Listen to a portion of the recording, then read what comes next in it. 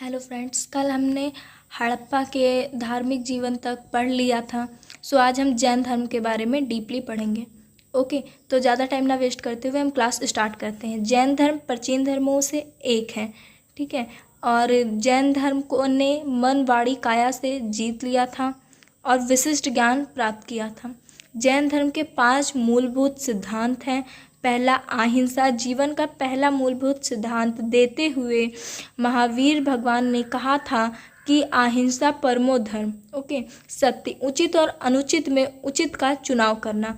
अभी आपका कोई मित्र गलत है तो भाई आप अपने मित्र को फिर भी सही ही साबित करने की कोशिश करेंगे, ठीक है। ये कोई सत्य नहीं हुआ, ठीक है। आगे चलते हैं। चेतना के शिखर, उन्नत शिखर में दिए गए भगवान महावीर ने, ठीक है। जब आप संसारी जीवन में समान मतलब अपनी बुद्धि को नहीं समझ पाते हैं, उसके लिए कहा गया है। और जब उचित और अनुचित में आप उचित का चुनाव करते हैं तो उसे ब्रह्मचर्य कहा जाता है, ठीक है। आगे चलते हैं। जो स्वरूप के प्रति जागरूक हो जाना, जैसे आप स्वयं के प्रति जागरूक हो जाएं, ठीक है। बाकी आगे चलते हैं, इसमें कुछ एक्सप्लेन करने की चीज़ें नहीं हैं। 9 पदार्थ, जैन ग्रंथ के अनुसार जीव और अजीव को 2 मुख्य पदार्थ है, ठीक है। बाकी इनके 9 के 9 पदार्थ मैंने नोट कर रखे हैं, आप भी कर सकते हैं। क्रोध, मान, माया, लोभ, ये 4 ऐसी चीज़ें हैं जो इंसान को जाने क्या क्या करने पर मजबूर कर देती हैं, ठीक है। इंसान क्रोध में हमेशा वही करता है जो उसे नहीं करना चाहिए और वो बाद में खुद करने के बाद पछताता है, ठीक है। 4 गतियाँ जिनमें संसारी जीव का जन्म मरण होता है, ठीक है। देवगत, मनुष्यगत आदि। जैन धर्म की शाखाएं, दिगंबर के बारे में शायद आप लोग जानते हो, नहीं जानते होंगे तो कोई प्रॉब्लम नहीं है, आप जान जाएंगे। दिगंबर संत वस्त्र नहीं पहनते थे, नग्न रहते थे। बहुत बच्चों ने देखा भी होगा, अभी भी ऐसे लोग रहते हैं, ठीक है। और ये तीर्थकारों की प्रतिमाएं पूर्ण नग्न बनाई जाती थी और इनका श्रृंगार भी नहीं किया जाता था, ये पूरी तरह से नग्न होते थे, ठीक है। दिगंबर समुदायों को 2 भागों में विभक्त किया गया है, 2 भागों में इन्हें बांटा गया है। श्वेतांबर, ठीक है, श्वेतांबर एवं सिंधिया सन्यासी श्वेत वस्त्र पहनते थे, ठीक है। और इनका श्रृंगार भी किया जाता था। अब देखिए, श्वेतांबर को भी 2 भागों में बांट दिया गया है, ठीक है। एक तीर्थकार की प्रतिमाएं पूजा की जाती है, ठीक है। और एक मूर्तियों की पूजा ना कर कर बल्कि साधु संतों की पूजते हैं। आप लोगों ने भी देखा होगा, अभी भी ऐसा होता है, ठीक है। धर्मशास्त्र, दिगंबर आचार्यों द्वारा इन्हें 4 भागों में बांटा गया है, ठीक है। 4 धर्म नोट हैं, आप नोट कर सकते हैं, ओके। महावीर, ठीक है। महावीर भगवान जो थे, इनका जन्म 599 ईस्वी वर्ष पूर्व हुआ था, ठीक है।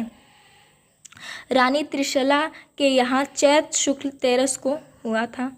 ग्रंथों के अनुसार इनके जन्म के बाद राजा को उन्नति प्राप्त हुई, ठीक है, इसलिए इनका नाम वर्धमान रखा गया। इनके बारे में जब आप डीपली पढ़ेंगे तो बहुत इंटरेस्टिंग है था। जैन ग्रंथ के अनुसार 23वें तीर्थकार पार्श्वनाथ जी के निर्माण प्राप्त करने से 188 वर्ष बाद इनका जन्म हुआ था, ठीक है। इनका विवाह यशोदा नाम की सुकन्या से हुआ था और इनको भी एक कन्या प्राप्त हुई थी, ठीक है, जिसका विवाह राजकुमार जमाली के साथ हुआ था। वैराग्य, महावीर के माता पिता की मृत्यु के बाद इनके मन में वैराग्य की इच्छा जागृत हुई। 30 वर्ष की आयु में इन्होंने अपना घर त्याग दिया था और ये जंगल में रहने लगे थे।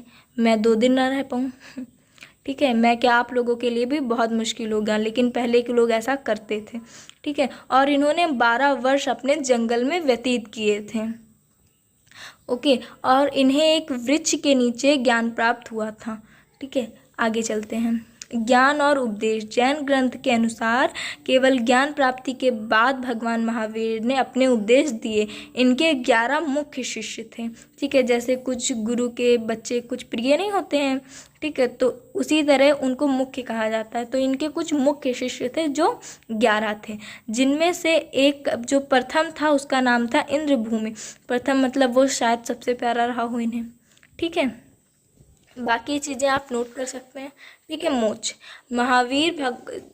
भगवान महावीर को 527 को मतलब मात्र 72 वर्ष की आयु में, ठीक है, बिहार में पावापुरी में इनका मतलब मोक्ष प्राप्त हुआ था, इन्हें मोक्ष प्राप्त हुआ था। वहाँ एक जल मंदिर स्थित था, ऐसा कहा जाता है या माना जाता है, ठीक है, कि मतलब इन्हें वहीं मोक्ष प्राप्त हुआ था।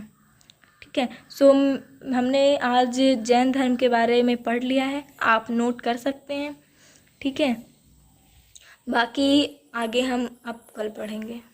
आप चैनल को लाइक, सब्सक्राइब, और अगर आपको कुछ कन्फ्यूज़न हो तो आप कमेंट कर सकते हैं। Thank you.